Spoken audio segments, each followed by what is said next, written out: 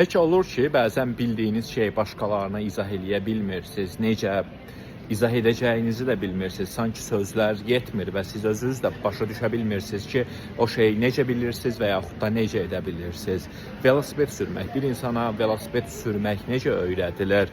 Təbii ki, bəzi şeylər deyilə bilər, balansını qorumağa çalış, sükanı tut və s. Siz velosiped sürə bilirsiniz, özünüzə sual verin.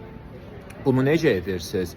Böyük ehtimalla çox aydın cavabınız yoxdur. Sadəcə təcrübə ilə sürə-sürə öyrənmisiniz və yaxud da təcrübəli həkimlər bəzən xəstəni diaqnostik testlərdən keçirmədən də hansı xəstəliyin olduğunu təxmin edə bilirlər və bu təxminlər bəzən doğru olur. Onlar bunu necə edirlər? Özləri də bəlkə açıqlaya bilməzlər.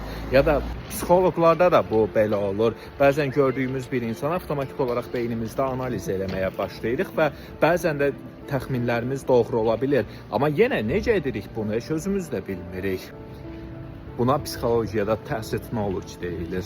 Yəni gizli olan bilgi təcrübə ilə formalaşıb, bir yerdə yazıla bilməz, sadəcə oxunaraq öyrənilə bilməz və başqasına izah eləmək də çətindir. Bəzi şeylər sadəcə təcrübə ilə, həyatı yaşayaraq öyrənilir.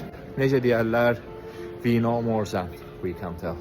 Biz ifadə edə bildiyimizdən daha çox şey bilirik.